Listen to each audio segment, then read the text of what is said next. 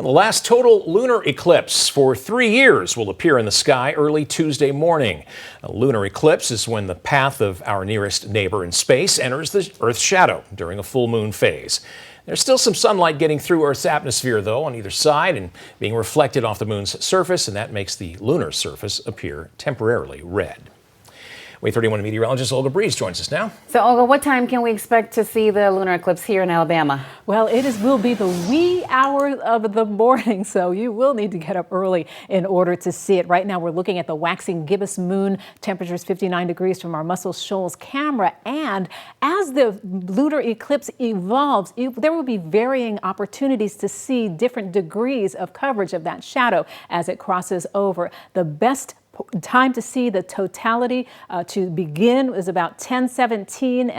That's UTC time, which is about 3:17 in the morning. But to see the peak of that eclipse, you would need to be up at about 4 a.m. to catch it. It will all be over by about 4:42, but it's worth it if you set that alarm. You can get up and see it on Tuesday. We're looking at a sky camera view right now that's fairly calm. We're in the 60s and the 50s, upper 50s for most of our locations. We'll continue to see the opportunity for clear skies and calm winds overnight. That means radiational cooling, and these temperatures are going to feel quite chilly right now. We're still pretty nice at 62 degrees for Decatur, but again, dropping as soon as we head past that midnight hour. It all, though, I think we'll have a fairly uniform day tomorrow. It's going to mirror pretty much what we saw today. Quiet on our early warning radar network. Not expecting any rain in the forecast for Friday. In fact, we'll have some brilliant sunshine into tomorrow afternoon, but things will change tomorrow night, and that's when the rain will pull on in. So for the next several hours,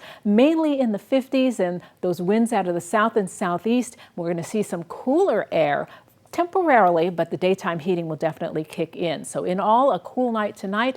Moving on into the cloud cover for Friday night. I don't think it's going to impact that Friday football viewing or taking a night out on the town, but by the time we get to the weekend, you will need to plan accordingly. Some of it is going to be quite damp. For tomorrow morning, temperatures in the lower 60s will rise quickly, making it into the upper 70s. We have a shot at 80 degrees tomorrow, depending upon that front and how soon the clouds move on in. But by the evening hours, we'll definitely see the cloud cover begin to change.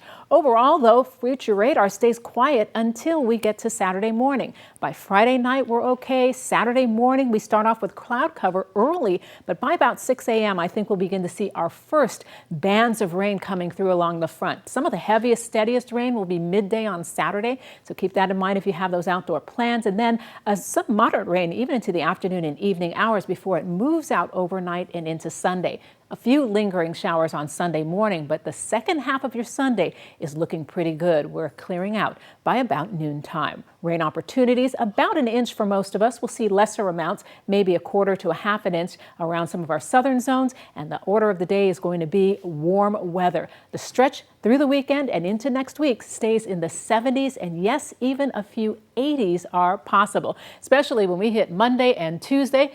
Temperatures could peak around 80 degrees. Stay with us. We'll be right back.